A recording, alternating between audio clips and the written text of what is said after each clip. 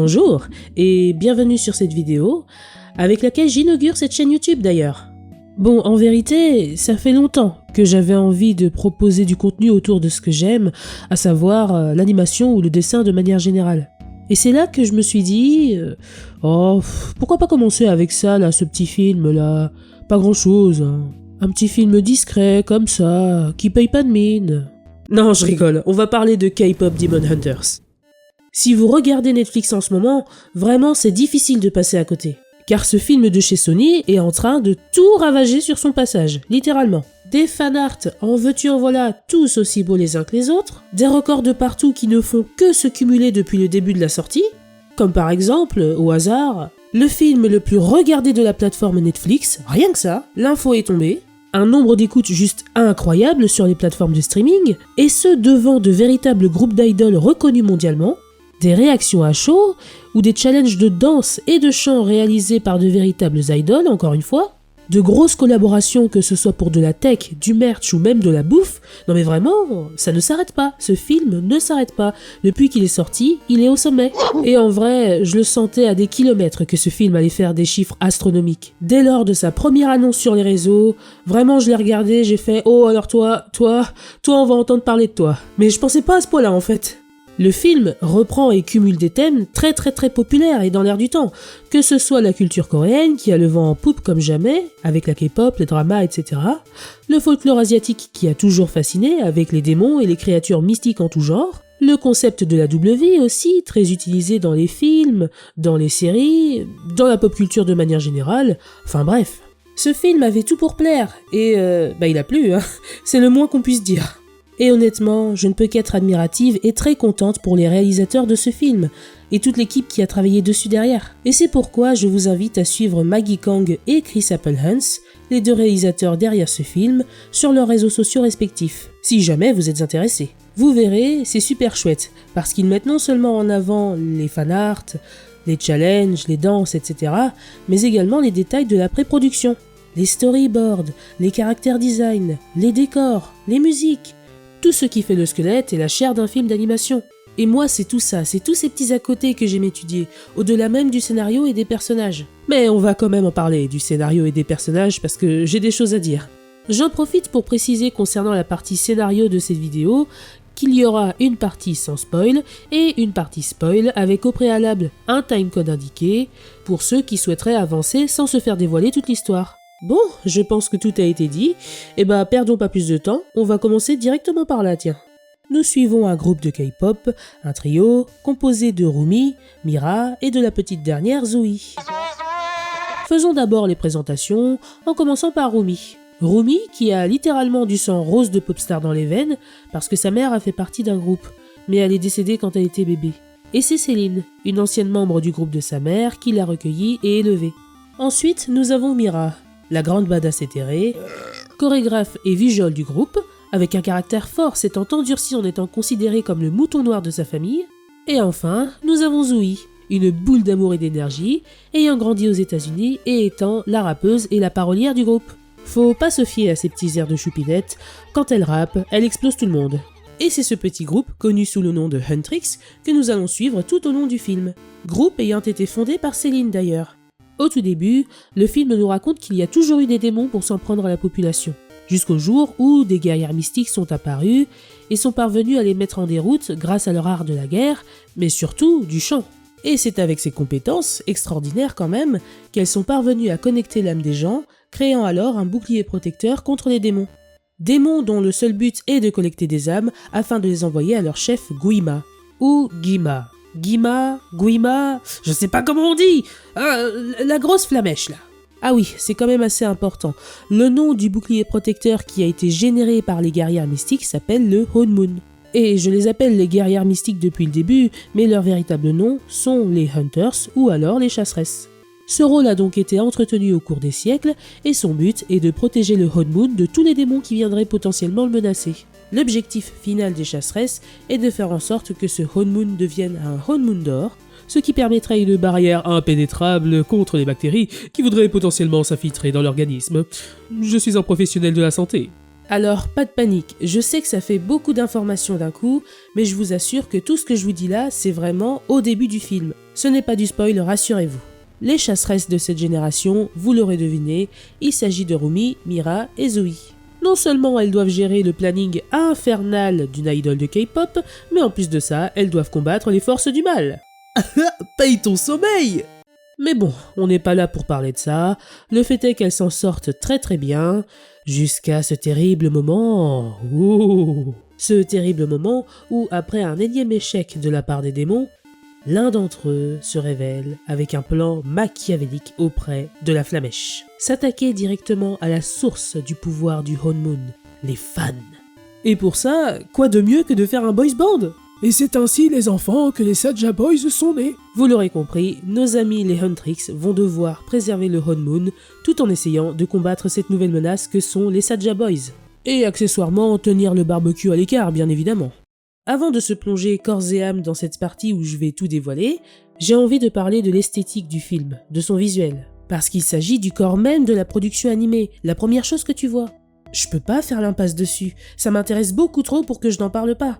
Nous avons une fois de plus affaire à un très beau film de chez Sony, les mêmes qui sont derrière les deux productions Spider-Man, et qui nous ont introduit à cette esthétique mélangeant 3D et 2D avec une grande justesse. Bon, en vrai, il y avait déjà Snoopy et les Peanuts qui étaient déjà passés par là en 2015, mais le film, il a pas... Voilà, quoi, c'est pas celui-là qu'on a retenu, malgré le fait qu'il soit sympathique. Ce rendu a vraiment été popularisé avec les Spider-Man de chez Sony, à tel point que d'autres studios ont essayé de faire leur propre mélange 2D 3D. Mélange tous très réussi d'ailleurs. En ce qui concerne Sony, ils ont continué avec ce mélange, avec le film Les Mitchell contre les machines, que je vous recommande tellement, bon sang, c'est un coup de cœur ce film.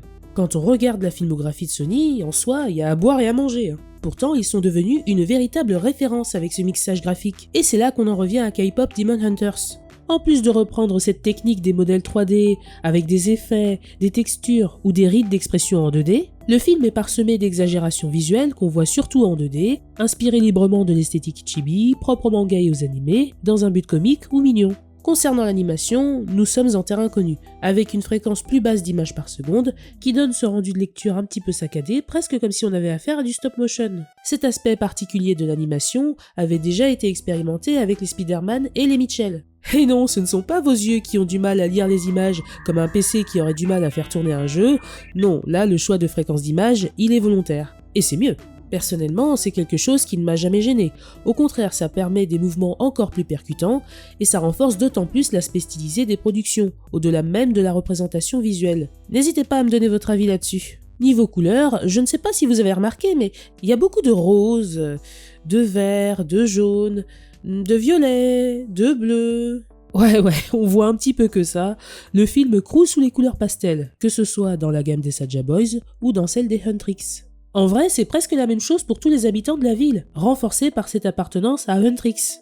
Enfin voilà, c'est un film pastel, qui tire majoritairement vers le violet, le rose et le bleu. Bah, des couleurs pour filles, quoi. Ah, pas de ça ici. Concernant l'atmosphère lumineuse, on a de très belles scènes avec de bons contrastes mettant en avant le maquillage ou les accessoires de nos personnages. Vis-à-vis des textures, on a un rendu assez lisse et épuré, ce qui nous renvoie très directement à la stylisation 2D, mais également à la perfection visuelle, sans aspérité attendue dans l'industrie de la K-pop. Pour en revenir aux couleurs, il y a de très belles scènes que j'ai en tête où on quitte justement cette atmosphère rose et bleue. Mais ça, vous le verrez un petit peu plus tard dans la partie détaillée, alias la partie spoil, oui. Partie spoil qui arrivera avec son timecode juste après cet interlude. J'adore dessiner. Bon, je pense que ça s'est un petit peu vu, c'est mon truc. J'ai donc décidé de créer mes propres packs d'émoticônes. Oui, ces mêmes émoticônes que vous avez vus dispersés à travers la vidéo. Ces mêmes expressions amusantes que vous pourrez utiliser sur WhatsApp, sur Discord ou sur Twitch. Il y a même un tutoriel gratuit pour que vous puissiez les installer. Tout est en description. Allez, on reprend. Pour ceux qui veulent, allez à ce timecode pour éviter le spoil. Quant aux autres, c'est parti. Nos trois filles nous sont introduites dans le feu de l'action, durant la dernière représentation de leur tournée, avant un hiatus bien mérité. Et on sait à quel point c'est important, les hiatus dans ce milieu. Ouf. Et cocorico, concernant les musiques, on a eu des versions réadaptées pour chez nous. Et je salue l'effort, parce que ça a vraiment pas dû être de la tarte. Ah oui, petite précision, si vous voulez bâcher tout ce qui est doublé en français pour le simple fait que c'est doublé en français, on n'est pas ensemble. Personnellement, j'adore les voix, peu importe la langue, et je suis pas tant à cheval que ça sur les adaptations ou sur les traductions. J'ai regardé le film 2 fois en VO et 2 fois en VF, alors chacun fait ce qu'il veut, tant que vous appréciez ce que vous regardez, c'est tout ce qui compte. Donc rassurez-vous, ici vous n'aurez pas de jugement de valeur concernant ce que vous regardez et comment vous le regardez. Ce n'est pas la bonne chaîne pour ça, fin de la précision. Rumi, Mira et Zoui sont des pros, et ça on le constate très rapidement. Je veux dire, elles battent des démons en chantant lors de leur représentation finale. C'est quel niveau de classe ça exactement ? Le niveau de classe tellement élevé que le Honmoon est en train de devenir doré. Ce qui veut dire que nos chasseresses touchent au but, car qui dit Honmoon doré dit Honmoon scellé. Mais il est temps de faire une pause, car la voix de Rumi est en train de partir en vrille. Ah, le hiatus tombe tellement bien, hein, il tombe tellement bien. Il va durer longtemps le hiatus, hein Rumi ? Nos Huntrix sont supervisés par Bobby, juste le manager de rêve, le gars qu'on aimerait tous avoir. J'aspire à ce que cette collection d'hommes asiatiques en 3D, aux traits beaucoup plus marqués, super charmants sans avoir le physique d'idol typique, grandisse. Vraiment j'en ai besoin, le monde en a besoin. Pendant ce temps, à côté des monts, on apprend que celui qui est venu avec l'idée machiavélique des Saja Boys, Jinoo de son petit nom, en échange de l'organisation du banquet de la Flamèche, demande à ce que celle-ci lui retire ses souvenirs. Souvenirs dans lesquels on apprend plus tard que c'était la dèche pour lui et sa famille.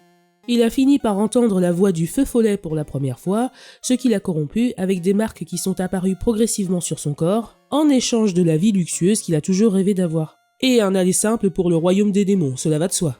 Mec, t'es sérieux ? C'était écrit dans les clauses en petits caractères. Donc, à Pujinou, la famille s'est encore plus enlisée dans la misère suite à cette histoire, jambon fromage quoi. Côté Huntrix, le hiatus a évidemment duré 2 secondes, sinon il n'y aurait pas de film. Rumi, sans consulter personne, a lâché leur prochain single dans la nature. Retour au bossage avec la promotion de Golden. Oui, vous savez, Golden, l'une des chansons les plus populaires du film et qui est juste impossible à chanter si on n'a pas des cordes vocales tendues comme des cordes à linge. Moi frustré ? Ah pas du tout. La promo se passe bien. Non, la promo se passe pas bien. Rumi nous cache un truc de fou. Elle a démarqué aussi. C'est probablement l'une des révélations les plus importantes du film, avec une autre qui viendra un petit peu plus tard concernant Jinoo, mais je m'y attendais vraiment pas celle-là avec Rumi. Pour moi, le scénario c'était 3 chasseresses humaines qui nouent des liens avec des démons et qui les libèrent en combattant la plancha. Mais c'était pas du tout ça en fait, comme quoi, suite à cette révélation, tout va mal pour Rumi, sa voix se fait la malle et elle demande une pause. Mais durant cette pause, elle se rend compte que ses marques sont en train de détruire sa voix. Imaginez-vous à sa place en train de perdre ce pourquoi vous êtes doué.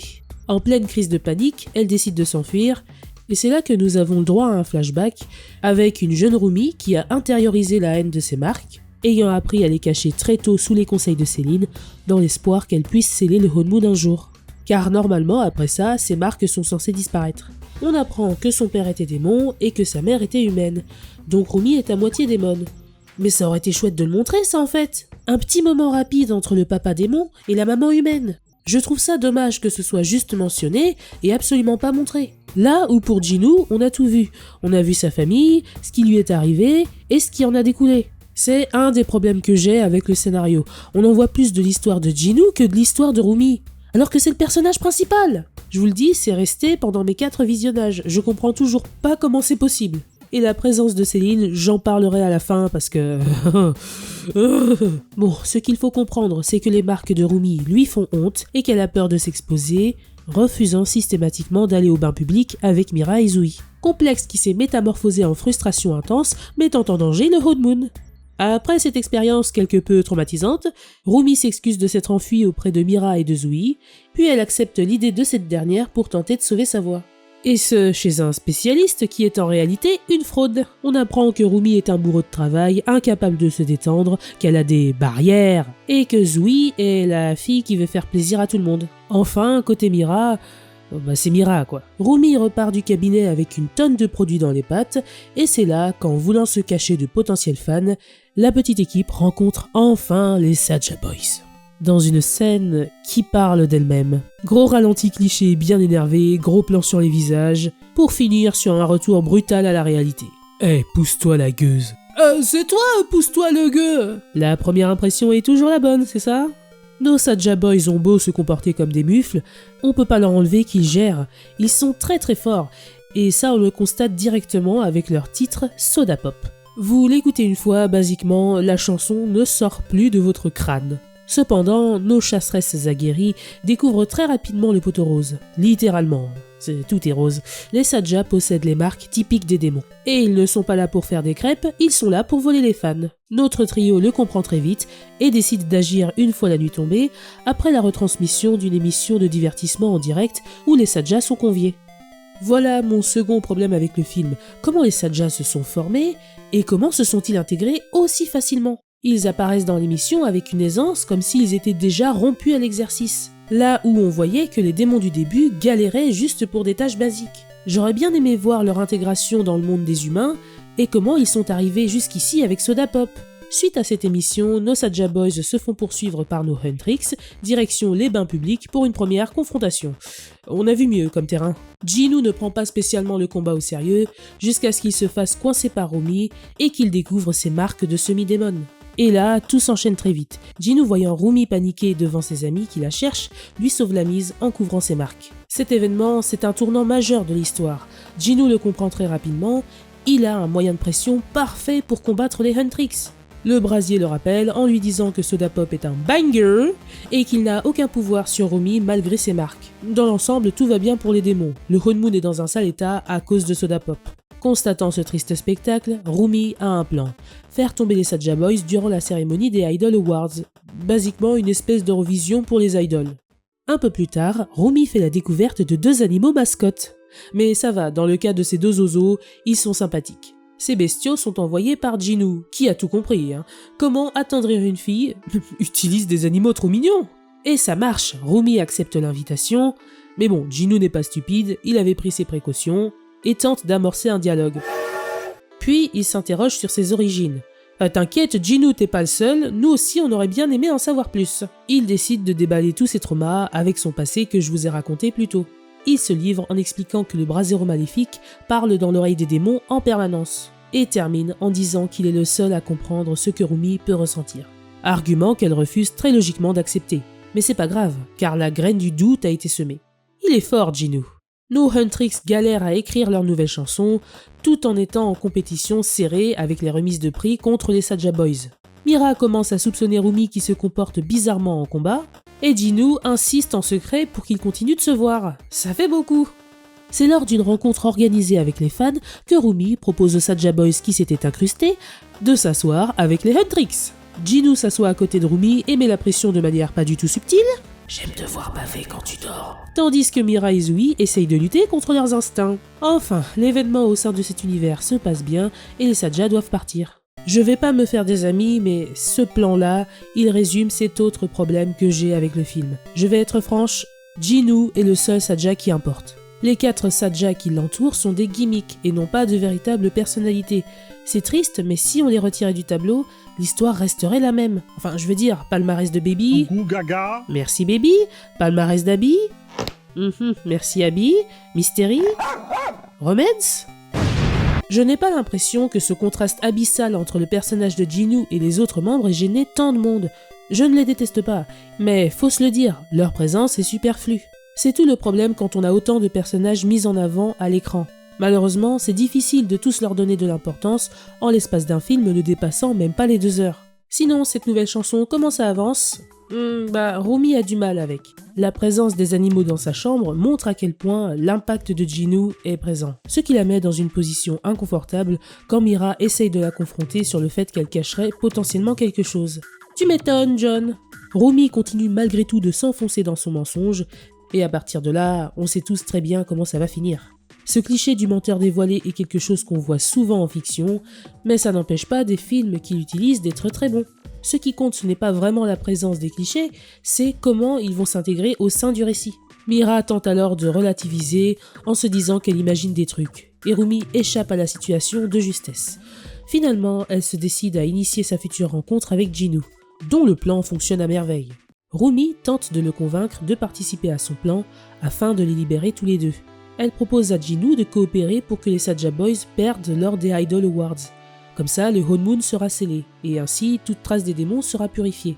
La veille de l'événement, durant l'entraînement des Huntrix, Rumi explique Cash qu'elle a du mal avec toute la chanson. En tant que spectateur, nous sommes dans la confidence. Nous savons des choses que les personnages ne savent pas. Au passage, Mira et Zoe prennent l'information bien mieux que je l'aurais fait à leur place, pour être honnête. Nos filles partent pour chasser des démons et Bobby est laissé livré à lui-même, avec la tentation de rejoindre les Saja. La dispute inévitable arrive finalement durant ce combat. Mira, fatiguée, confronte directement Rumi, qui se défend avec un coup particulièrement sale, et la projection fait mal. Pas le temps de s'expliquer car une armée de démons s'empare des habitants malgré les efforts de nos 3 idoles.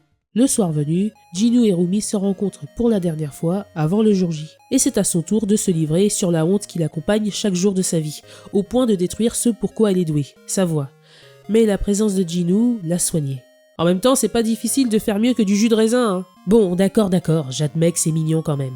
Après ça, faut bien embrayer sur une chanson d'amour et d'espoir, hein, c'est inévitable. Tout semble s'arranger, sauf qu'en fait, non. Jinu subit un violent coup de pression de la part de la cheminée. Il est temps que ça se termine, je commence à être à court de surnoms. Bien que ce méchant soit unidimensionnel et ressemble à un gros incendie fuchsia, il possède un pouvoir particulièrement effrayant. Imaginez-vous que quelqu'un puisse vous faire revivre très clairement vos pires traumas selon sa propre volonté, avec plus ou moins d'intensité. Ouais, c'est l'entité maléfique par excellence, il est là pour corrompre, manipuler et torturer psychologiquement tous les êtres vulnérables à son gré. Nous avons le droit à une autre grosse révélation du film. Jinu a délibérément décidé d'abandonner sa famille aux portes du palais. Seul lui y était convié, mais pas les autres. Raison de plus pour être torturé psychologiquement et très facilement par la Flamèche grâce à ses regrets. Ça va, vous? Et sinon, est-ce que vous vous souvenez de Céline? Nos 3 Huntrix raccrochent les wagons lors d'une ultime conversation et d'une confession touchante sur à quel point elles se sentent bien dans le groupe. Elles décident de laisser tomber cette nouvelle musique qui n'a fait que les diviser depuis le début pour chanter Golden lors de la cérémonie. Durant celle-ci, tout semble bien se passer, même très bien se passer, jusqu'à ce que Bobby, qui n'a encore rien demandé, se fasse soudainement capturer. Mira et Zoe partent l'aider quand les démons se révèlent à elle. Et soudain, la nouvelle musique précédemment abandonnée par les filles se joue. Takedown est de sortie. Dans une improvisation cruelle, de fausses Mira et Zoe dévoilent les marques qui hantent Rumi depuis tout ce temps, directement sur scène et devant des milliers de personnes. Tout le monde voit, ainsi que les vrais Mira et Zoe qui sont dévastés. Suite à cette catastrophe, Rumi tombe nez à nez avec elle, tentant dans un dernier effort de rattraper tout ce qui peut l'être, mais c'est trop tard. Désemparée, elle s'en va chercher Jinu qui l'a violemment poignardée dans le dos. Pour quelqu'un qui vient de se faire dévoiler son plus grand complexe sur scène comme ça d'un coup, je trouve qu'elle le prend trop sagement. Non mais regardez-moi cette petite poussée, Jinu bouge à peine. Ce dernier, totalement désabusé, révèle la vérité sur ce qu'il a fait dans son passé. Rumi ne veut pas lâcher l'affaire en lui disant qu'il n'est pas que cette personne, mais... Quoi? Bon, c'est la cata, les Saja ont gagné et invitent tout le monde à les rejoindre pour leur ultime performance. Dans le même temps, les démons ont pris le contrôle sur les doutes et les craintes de nos personnages. Tout le monde sous hypnose se dirige alors vers la tour. Quant à Rumi, elle part enfin confronter la personne à l'origine de tout ça, Céline, alias le plus gros gâchis de ce film. On arrive à mon dernier problème. Malgré son impact psychologique dans le développement de Rumi qui va déterminer toutes les actions qu'elle va faire au sein du film, on la voit jamais. Elle avait le potentiel pour être une antagoniste pensant faire le bien. Elle aurait pu se remettre en question en se rendant compte que ses méthodes, à vouloir toujours garder la face, ont fini par détruire ce qu'elle voulait tant protéger. Mais non, on n'a rien de tout ça. Rumi, désespérée, lui demande d'abréger ses souffrances. Mais même dans cet ultime moment critique où tout s'écroule, Céline reste dans le déni constant, à toujours vouloir plus dissimuler et à sauver les apparences. Malgré la promesse qu'elle a faite à la mère de Rumi, Céline n'a jamais accepté cette part moitié démon. Rumi, finalement consciente de cela, se volatilise non sans dire qu'elle est contente que ce honeymoon à protéger qui s'apprêtait à être scellé sur de la honte et sur du rejet de soi se fasse détruire pour de bon. Céline s'effondre alors, et c'est la dernière scène de ce personnage. On ne la revoit jamais après. Pas d'épilogue, pas d'excuses, rien. Même si on voit où cette évolution était censée aller grâce à cette scène, c'est trop soudain. On passe trop peu de temps avec elle pour la développer, elle et son dilemme. Ne serait-ce que pour tout ce qui entoure le passé de Rumi avec Céline, la maman humaine et le père démon, le film aurait mérité 30 minutes en plus, sincèrement. Ouf, je me sens plus légère maintenant. On peut pas en dire autant de l'atmosphère avant la représentation des Saja. Your Idol commence à jouer et c'est ce qu'on appelle une masterclass. Rumi intervient avant que tout le monde ne se fasse engloutir, devant le brasier et une foule à moitié consciente. Le honeymoon est mort, mais il est possible d'en reconstruire un nouveau. Exposée à la vue de tous, la semi-démone chante. Elle chante de tout son cœur et parvient à raisonner l'âme de ses amis. Durant cette bataille finale, nos Huntrix ressoudés prennent l'avantage en résonnant progressivement dans les âmes des spectateurs, tout comme les premières chasseresses à l'aube des temps.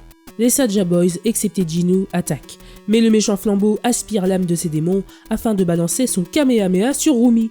Luttant de toutes ses forces, quelque chose de tragique arrive. En vrai, je ne pensais pas que le film aurait le courage de détruire ce qui était logiquement destiné à être une romance évidente. Je pense que je dois être la seule à ne pas être dégoûtée et satisfaite que cela soit arrivé. Ce type de surprise allant à l'encontre de ce qu'on peut attendre dans un film comme ça grand public, pour moi c'est un vrai atout. L'âme de Jinoo est désormais aux côtés de Rumi, incarnée dans son épée. Toutes les âmes résonnent à travers nos guerrières et leur donnent la force nécessaire pour renverser la tendance en battant les Saja Boys ainsi que leur maître avant de rebâtir un nouveau Honmoon. La scène de bain qui suit après tous ces événements est sans doute parmi les plus satisfaisantes que j'ai jamais vues. Rumi a enfin réussi à se libérer et à s'accepter. Nos 3 filles étaient parties pour se reposer avant de rencontrer 3 petites fans adorables. Comme ça, en pleine rue, sans sécurité ni rien, cet univers où les débordements n'existent pas. Oh, quel bonheur! On nous annonce que les Huntrix vont faire un comeback et fin sur la reprise de Takedown par des membres du groupe Twice. Bon, j'ai aimé le film. Sinon, je ne l'aurais pas regardé autant de fois, vous imaginez bien. Mais même si j'ai globalement aimé, cela ne m'empêche pas de reconnaître les soucis de scénario évidents et d'arc narratif rushé. Il y a un nombre conséquent de personnages mis en avant à l'écran pour un temps de visionnage bien trop réduit. Mais malgré cela, malgré tous ces défauts qui rendraient le visionnage de n'importe quel autre film compliqué, celui-ci reste fun et agréable, même en l'état.